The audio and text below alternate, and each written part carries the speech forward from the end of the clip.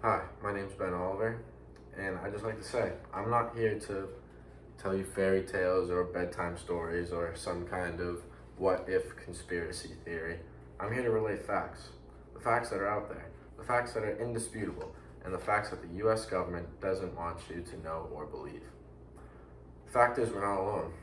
We're not at the center of the universe, we're not the only civilization, and we're not at the top of the food chain. How do I know this? Because of one man. That man, Bob Lazar. So who's Bob Lazar? Well, he's a physicist. He's worked in the science community his whole life. In his late teens, he became just the third person to ever power his bike with a jet engine. And a few years later, he designed and built a jet dragster. So he knows his stuff. A little more about Bob. After high school, he attended Caltech and then MIT. After graduating from MIT, he worked at the Los Alamos National Laboratory. And then in the late 1980s, the US Naval Intelligence Department reached out to him and took him in for a new job. And that job was at a secret government base in Nevada named S4. And his life took an unmanageable turn as his new job now was him and his team were at this government base to reverse engineer alien technology. Alien spacecrafts and their technology. And so the power source of these spacecrafts was this element 115. Now this element is not of this earth. This element is able to produce and control gravity, something that scientists have been trying to do for decades and aren't even close to replicating. And so this element changes everything. If you're able to produce and control gravity, that means there's no more need for engines. Which means that cars, buses, trains, airplanes, those all become obsolete and everything changes. And change is scary. Change scares people, but change is necessary for a civilization to be able to evolve. And so now, at this point, I'm sure all you highly educated students out there are saying, yeah, right, whatever, like, sure, like, that's not true, like, where's the evidence? So, Bob first came out here, he came out anonymously, and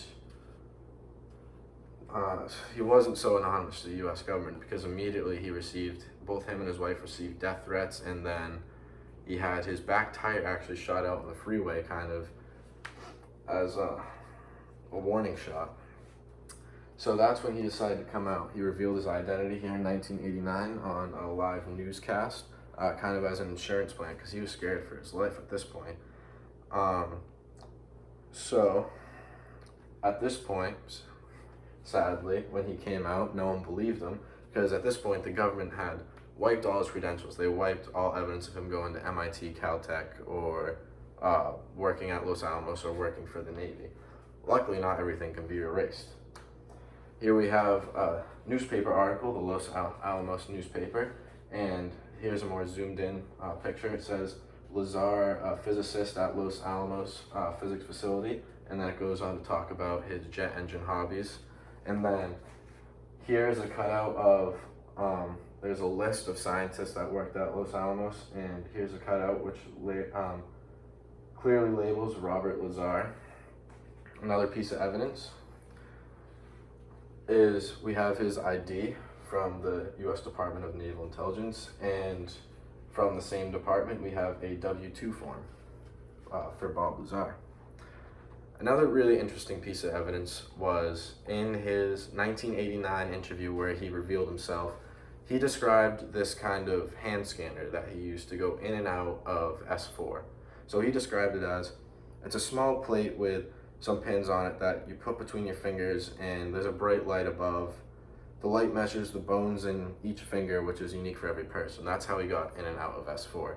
At the time, the government denied having any kind of technology like that. But a few years ago, this picture was released.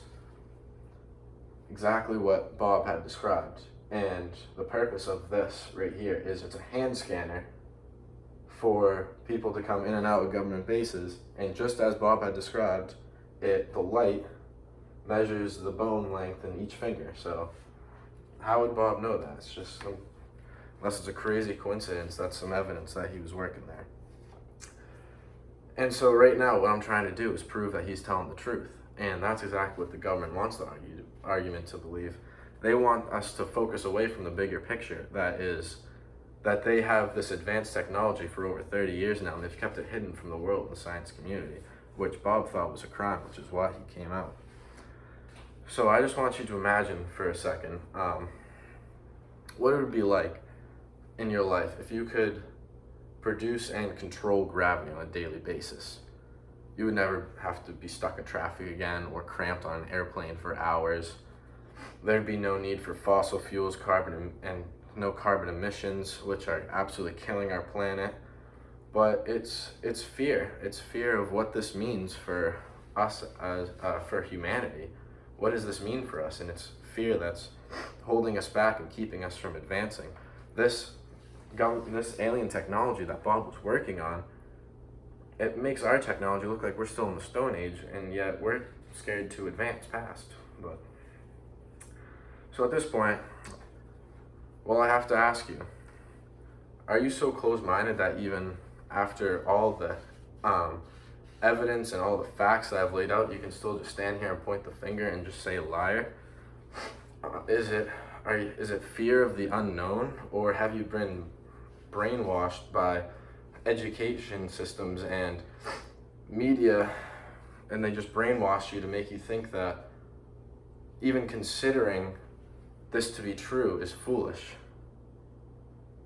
Well, I ask you for once to just think for yourself and ask yourself, what do you believe?